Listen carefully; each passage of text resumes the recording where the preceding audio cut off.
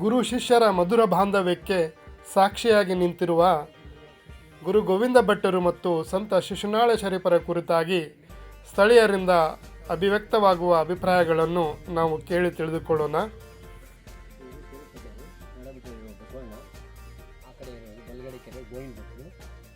ಶರೀಫರು ತಂದು ತಾಯಿ ಮಗ ಮೂವರು ಸಮಾಧಿಗಳಿಗೆ ಶರೀಫರು 2 ಬೇವಿನ ಗಿಡ ಹಚ್ಚಿದ್ರು. 2 ಬೇವಿನ ಗಿಡ ಕೂಡಿ ಒಂದಾಗಿದೆ. ಮಲ್ಲಿಗೆ 8 ಬೇವಿನ ಗಿಡ ಅವರೇ ಹಚ್ಚಿದ್ದು. ಜಾತ್ರೆ ಶಿವರಾತ್ರಿಯ ಮಾತೆಗೆ 9 ದಿನಕ್ಕೆ ಆಗ್ತಿದ್ವಿ. ನಂತರ ಶ್ರಾವಣ ಮಾಸದಾಗೆ ಕಡೆ ಸೋಮವಾರ ಅಲ್ಲಿ ಕೆರೆಯಾಗಿ ತೆಪ್ಪ ಬಿಡೋದು, ತೆಪ್ಪೋತ್ಸವ 3/7/1819 ಅದೇ ತಿಂಗಳ ಅದೇ ತಾರೀಕಿಗೆ ಶರೀಫರ ಪುಣ್ಯತಿಥಿ ಆಗ್ತಿರ್ತೈತಿ. 136 ಪುಣ್ಯತಿಥಿ, 206 ಜಯಂತಿ ಆಗಿದೆ ಶರೀಫರಿಗೆ. ಮತ್ತು ನಿಮಗೇನು ಬೇಕು ತೀರು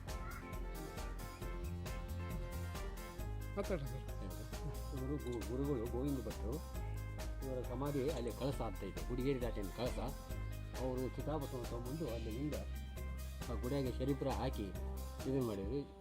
ಅವರೇ ಶರೀಫರಿಗೆ ಇವರು ಜನಿವಾರ ಹಾಕಿ ಹಿಂದೂ ಮುಂದೆಗೆ ತೊಗೊಂಡ್ರು. ಭೇದ ಭಾವ ಇಲ್ಲ, ಭಾವೈಕ್ಯತೆ.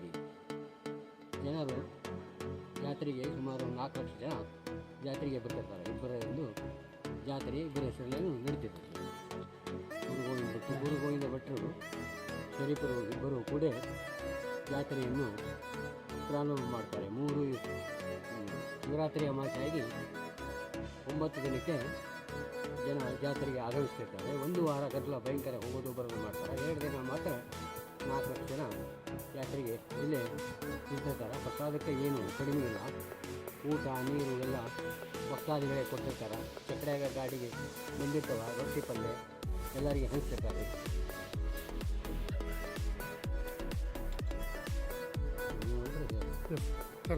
ಅದು ಈ ಒಂದು 40 ವರ್ಷ ಆಗ್ತದೆ ಕಲ್ಯಾಣ ಮಂಟಪ ಅಂತೇಳಿ ಇಂದು ಟ್ರಸ್ಟ್ ಕಮಿಟಿಯರ ಕಟ್ಟಾರಿ. ಮೊದಲಿಗೆ ಗೋವಿಂದ ಭಟ್ಟರ ಒಂದು ಸಮಾಧಿ ಅಲ್ಲಿ ಅಷ್ಟೇ ಇತ್ತು. ತಗಡಿನ ಸಡ್ಡಿ ಇತ್ತು ಅವಾಗಿನ ಕಾಲದಾಗ. ಈಗ ಕಿತ್ಲಾಗ ಲಗ್ನಕ್ಕಂತೇಳಿ ಕಲ್ಯಾಣ ಮಂಟಪ ಮಾಡಿದ್ರು. ಅಲ್ಲಿ ಒಳಗೂ ಎರೂಪೇರು ಕರೆ ಮೂರ್ತಿ ಶರೀಫಜ್ಜ ಗೋವಿಂದ ಭಟ್ರು ಕೊಟ್ಟರು. ಈ ಕಡೆ ಆ ಕಡೆ ಒಂದು ಮುಂಡುಗೋಡು ಭಕ್ತರು ಮೂರ್ತಿ ಕೊಟ್ಟಾರೆ. ಆ ಕಡೆ ಈ ಕಡೆ ಅಲ್ಲಿನ ಜನ ಅಲ್ಲಿ ಇಲ್ಲಿ ಎರಡೂ ಕೂಡ ಹೋಗೋದು ಬರೋದು ಮಾಡ್ತಿರ್ತಾರೆ. ಅಮಾವಾಸ್ಯೆ ಜಾತ್ರೆಗೆ ಭಾಳ ಅಮಾವಾಸ್ಯೆಗೂ ಜನ ಬರ್ತಿರ್ತೈತಿ. ನಡೆದಿಂದಾಗ ಸಾಧಾರಣ ಇರ್ತೈತಿ. ಗುರುವಾರ ಅರ್ಜುನವಾರ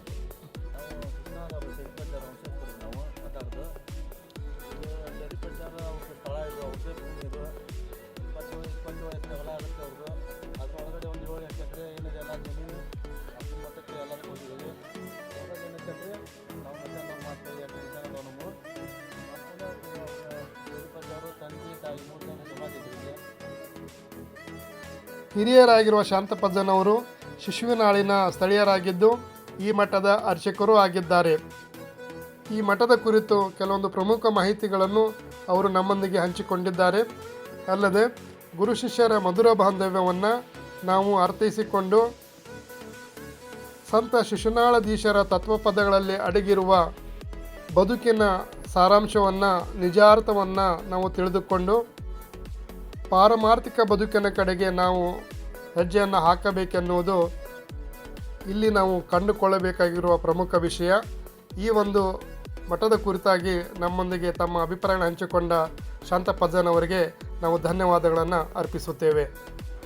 ಸಂತ ಶಿಶುನಾಳರ ಈ ಗದ್ದಿಗೆಯು ಅವರ ತಂದೆ ತಾಯಿಯವರ ಮರಣಾನಂತರ ಅವರದೇ ಸ್ವಂತ ಭೂಮಿಯಲ್ಲಿ ಅವರನ್ನು ಸಮಾಧಿ ಮಾಡಲಾಗಿರುತ್ತದೆ. ಶಿಶುನಾಳರು ತಮ್ಮ ತಂದೆ ತಾಯಿಯರ ಸವಿ ನೆನಪಿಗಾಗಿ ಈ ಸ್ಥಳದಲ್ಲಿ ಜೋಡಿ ಬೇವಿನ ಮರಗಳನ್ನು ನೆಟ್ಟು ಅವುಗಳನ್ನು ಪೋಷಣೆ ಮಾಡಿದ್ದಾರೆ.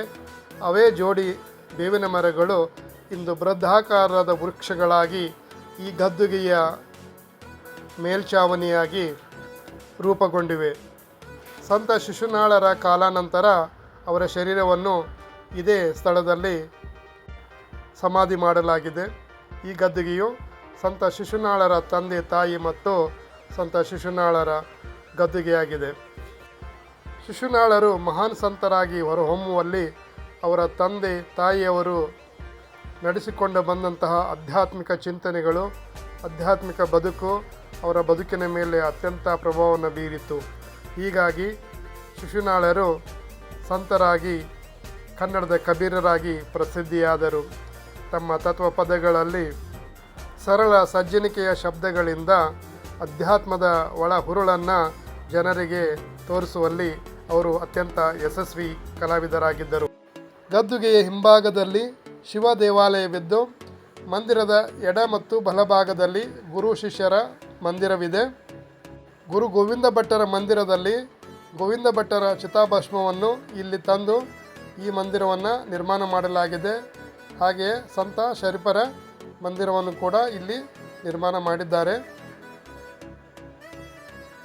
ಶಿವಮಂದಿರದ ಒಳಾಂಗಣವನ್ನು ನಾನು ನಿಮಗೆ ತೋರಿಸ್ತಾ ಇದ್ದೀನಿ.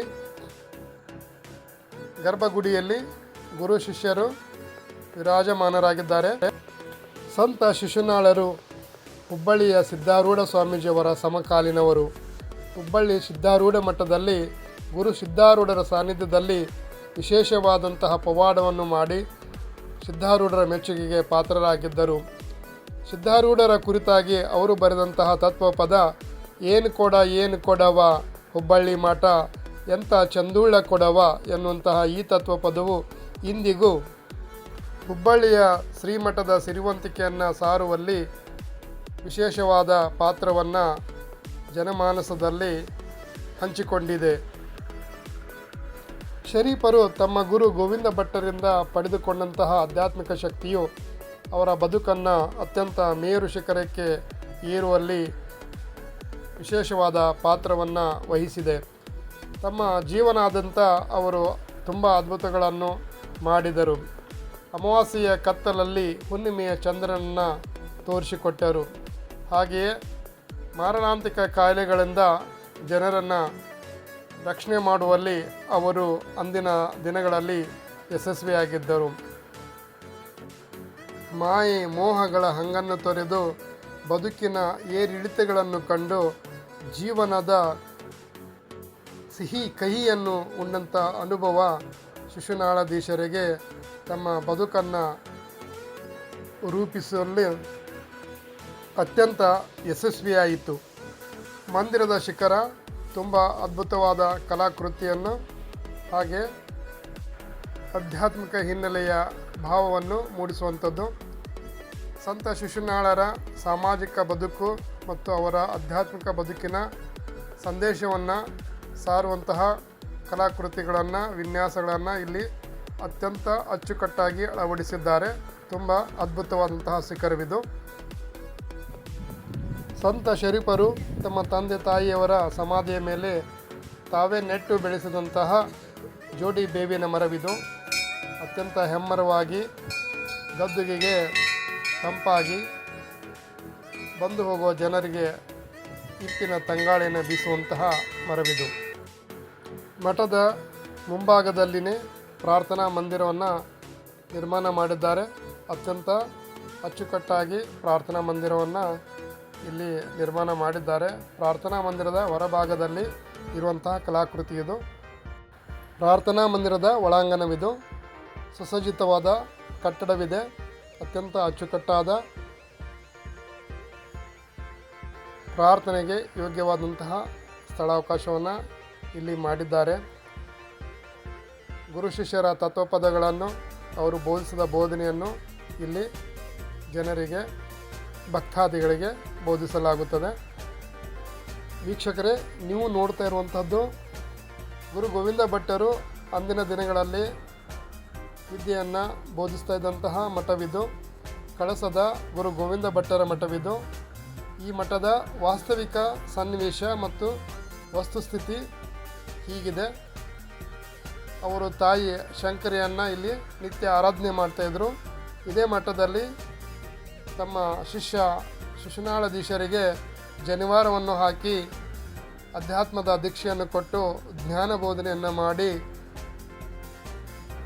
ಅಧ್ಯಾತ್ಮದ ಹೂರಣವನ್ನು ತಮ್ಮ ಶಿಷ್ಯರಿಗೆ ಉಣಬಡಿಸಿದಂತಹ ದಿವ್ಯ ಸ್ಥಳವಿದು.